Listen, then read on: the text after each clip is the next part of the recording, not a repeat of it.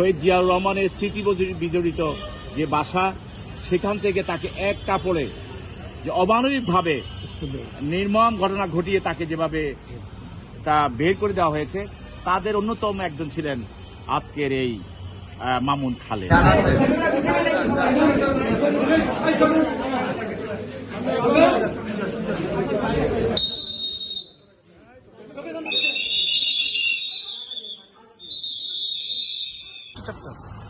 আজকে আপনারা জানেন যে 111-এর একজন কুখ্যাত কুশীলব, সাবেক ডিজিএফআই চেয়ার প্রধান এবং লেফটেন্যান্ট জেনারেল অবসরপ্রাপ্ত শেখ মামুন খালেদ, তাকে আমাদের গোয়েন্দা পুলিশ তদন্তকারী কর্মকর্তা তাকে গ্রেপ্তার করে মিরপুর ফাঁকি মহল থানা হত্যা মামলায় তাকে আদালতে উপস্থাপন করে।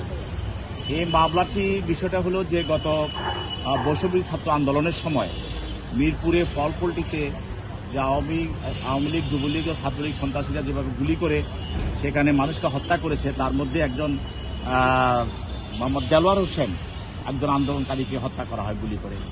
এই মামলা তদন্ত করতে গিয়ে তদন্তকারী কর্মকর্তা আজকে যে আসামি শেখ মামুন খালেদ, তার সম্পর্ক, তার এখানে সহযোগিতা এবং তার নির্দেশ এবং তার সম্পৃক্ততা পায়, সেজন্য তাকে এই মামলায় তদন্তের স্বার্থে তাকে গ্রেপ্তার করে 7 দিনের রিমান্ড।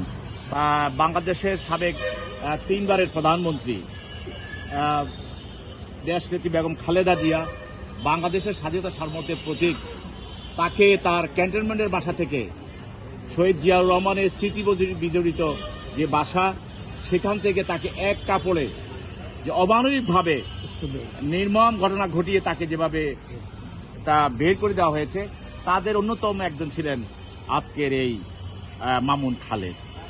সেই হিসাবে সে তার বক্তব্যে সে বিভিন্ন এবং সে এও স্বীকার করেছে যে আমি বিভিন্ন সময়ে ম্যাজিস্ট্রেটের কাছে আমি টেলিফোন করে আমি জামিনের বিষয়ে আমি তদবির বিষয় করতাম ওয়ারের সময়, এগুলি সে আদালতে স্বীকার করেছে। তো আমরা সর্বোপরি আমরা দেখছি যে এই আসামি ফ্যাসিস্ট হাসিনার খুবই আস্থাভাজন ছিল।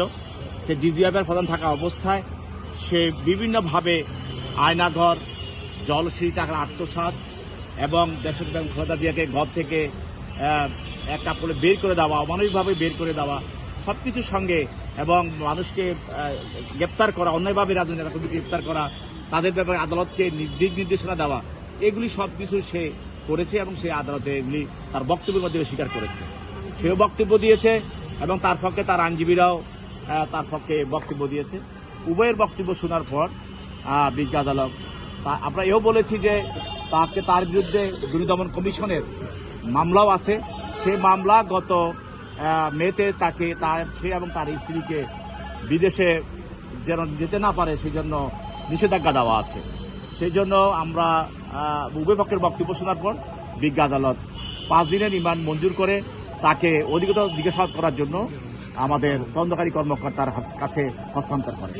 আদালতে আসামি সে বক্তব্য চেয়েছে, সে বক্তব্য সে যে আর্মিতে সে যে ডিজিএফআই দায়িত্ব পালন করেছে, ইন্টেলিজেন্সের দায়িত্ব ব্রাঞ্চের যে দায়িত্ব পালন করেছে, এই বিষয়ে স্বীকার করেছে এবং শেখ হাসিনা তাকে ডিজিএফআইয়ের প্রধান করা হয়েছে, চেয়ারম্যান করা হয়েছে। এবং ওই সময় আমরা বলেছিলাম যে অনেক আর্মি অফিসার, মেজর ছিল, ব্রিগেডিয়ার ছিল, মেজর ছিল, তাদেরকে ফোর্সফুলি তাদেরকে আর্মি থেকে বের করে দেওয়া হয়েছিল।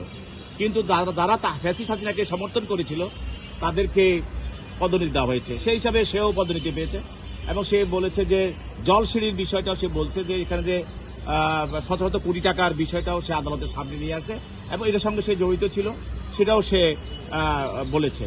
এছাড়াও সে বিচারে ফ্যাসিস্টের সময় যে বিচারালয়ে যে হস্তক্ষেপ করেছে এবং টেলিফোন করে কাউকে জামিন দেওয়া এবং কাউকে গ্রেপ্তার করানো এবং তাকে রিমান্ডে দেওয়ার এই বিষয়েও সে আদালতে অকপটে সে স্বীকার করেছে।